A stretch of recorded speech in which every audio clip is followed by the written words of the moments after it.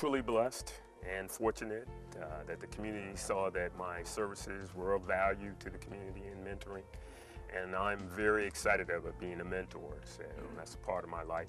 Historically, it means a lot to me because I'm originally from Charleston, South Carolina. You know, the root base for start of the Civil War, slavery, that whole history. But throughout the African-American historical legacy, mentoring has been a part of our community. We're a little bit in a crisis right now. So we look at the crisis in America and what's taking place at the end of President Obama's legacy. It'll be very difficult if we don't use mentoring as a tool to keep our community moving forward from a leadership viewpoint and from a survival viewpoint as citizens in America. When I was coming up, as you probably will know, it was very hard for African Americans to even get into the broadcast business. And I was fortunate enough and blessed enough to be able to do just that. Once I got in, I realized just how difficult it was for other young people to break into that business. And I always thought that if you're going to give back to your community, give back to your people. And that's when I started opening up the doors to really try to bring in different types of young people and mentor them through the process. And it got to be easier and easier and easier, and I'm so unbelievably happy that some of my people have gone on to do a lot of wonderful things, and they still call me and they go, hey, I wouldn't have never gotten this business if it wasn't for you. And that gives you that feeling of you doing the right thing, and God blesses you in the right way. You need to bless somebody else. I got into mentoring because I had such a rough time getting my education, being refused by this ROTC because I was, quote, overweight, they said, which is not true, and being refused by Purdue University by telling that my people could not be engineers. So mentoring and helping young people get over those hurdles became very important to me. I didn't want anyone else to have to go through what I did. So I started mentoring even while I was in college, my undergraduate degree, and I've been mentoring ever since. The biggest thing that faces youth is low expectations. Our youth have low expectations for themselves, so they need to see somebody that looks like me, talks like me. They need to see those people in positions. They need to see those people around town. They need to see those people in a positive light to show them that they have opportunities and that there are things there for them. So that's what I try to show young people today, that there are opportunities for them to take advantage of. There are those positive role models to follow after, and just try to show, you know, raise that expectation level for themselves intrinsically. Mentorship to me is what makes us who we are today. If it were not for the mentoring that I received from the great community leaders and those that were privileged, I was privileged to serve with early on, I would not be in the position that I am today. Mentoring for us as a black men and black culture is ultimately important. That's part of our historical survival. That's the way we nicknamed it mentoring, but actually that's the way that it takes a village to raise a child. So we've been mentoring each other for centuries. Now we've become very educated and put titles, but it's significant to me, and it impacts us in such a outstanding way throughout our livelihood and our lives that we need to do more of it and be more committed in a sincere way and spread the love around.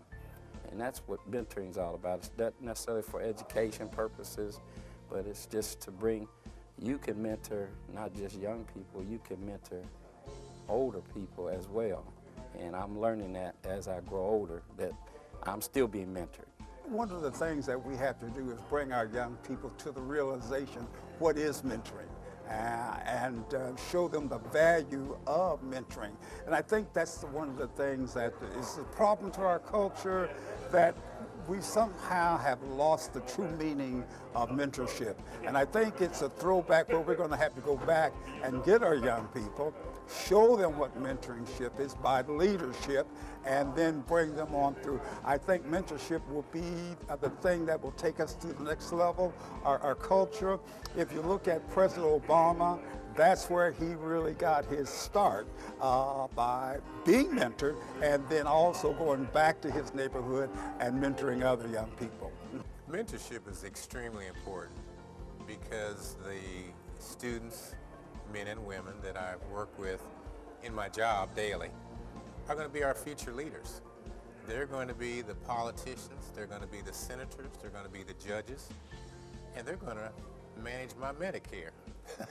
So I think it's important to instill some skills, some quality skills in students as much as I'm able to. Oh, it's so important. It's got to be top priority because what youth are lacking today, I find, is identity. They're searching for identity and they're searching in all the wrong places. So a mentor can come in and help them to receive the identity that they need, to teach them the things that are pertinent in life, how to be a man, the responsibility, take responsibility, what life is really all about, and until that would better the lives of the young person. Getting this award today has been something that I didn't expect, because what we do and what I do is not for an award, it's for this community, and it's for the people that we brought up. So to be honored for something that you would do anyway is just extra special. That's all I can say. I mean, and knowing that I would not be here if it wasn't for this community, I wouldn't be here if it wasn't for my staff, I wouldn't be here if it wasn't for some of the people that I helped mentored me. Because as much as I try to teach them, they taught me.